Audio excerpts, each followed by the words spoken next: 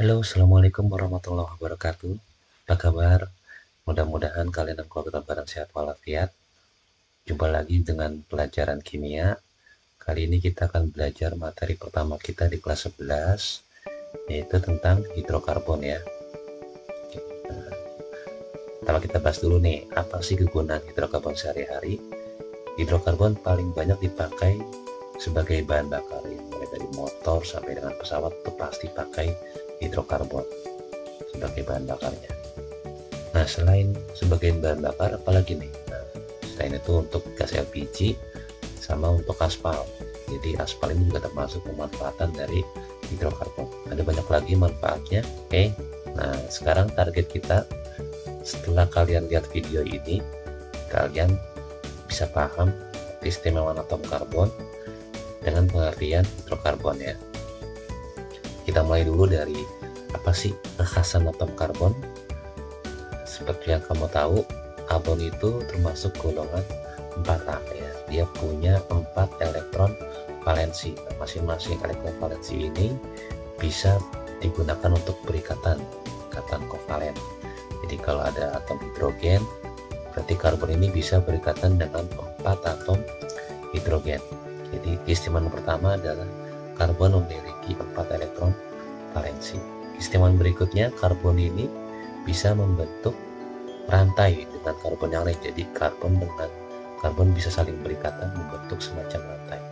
Contohnya senyawa ini ya, di gambar ini. Bagian yang hitam ini merupakan karbon.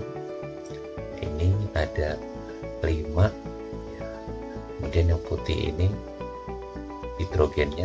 Ini membentuk rantai karbon dengan jumlah karbonnya 5 ya. Contohnya lagi nih, kalau ada 3 karbon yang membentuk rantai karbon seperti ini. Karbon yang lain bisa berikatan dengan hidrogen atau juga dengan karbon yang lain. Makanya senyawa karbon sangat banyak di alam, jutaan.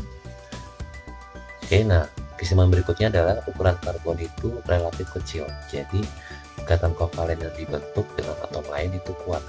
Ya, makanya senyawa-senyawa karbon itu sifatnya stabil. Sekarang bahasan kita nih semester ini. Apa sih hidrokarbon itu? Hidrokarbon dari 2 kata, hidrogen dengan karbon. Jadi senyawa yang tersusun atas unsur hidrogen dengan unsur karbon. Nah, hidrokarbon ini dibagi jadi 2 jenis.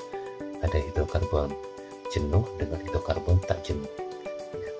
Apa sih bedanya? Kita bahas ya. Nah, hidrokarbon jenuh itu contohnya adalah alkana, tak jenuh itu alkena dengan alkuna. Bedanya di mana antara ketiga ini?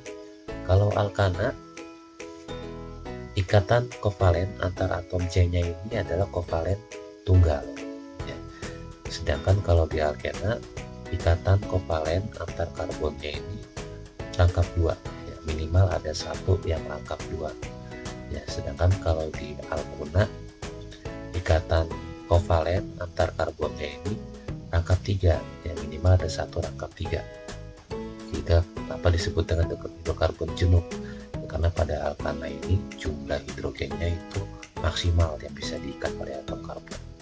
Sedangkan kalau di alkana dengan alkuna ya nggak maksimal karena elektron dari karbonnya dipakai untuk berikatan dengan karbon, sama karbon. Ini rumus umumnya untuk alkana itu, rumus molekulnya CnH2n plus 2. Maksudnya apa nih CnH2n plus 2? Jadi kalau jumlah atom karbonnya itu 3, kita bisa hitung hidrogennya berapa. Hidrogennya berarti tinggal 3 dikali 2 ditambah 2, jadi 8 ya. Nah, kalau karbonnya ada 4, berarti hidrogennya berapa nih yang bisa diikat?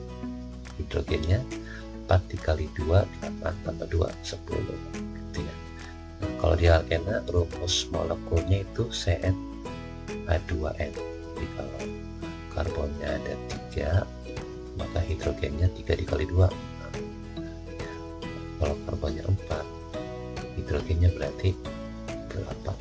Nih, jadi kita bisa tahu rumus molekulnya secara langsung kalau kita tahu jumlah atom karbonnya.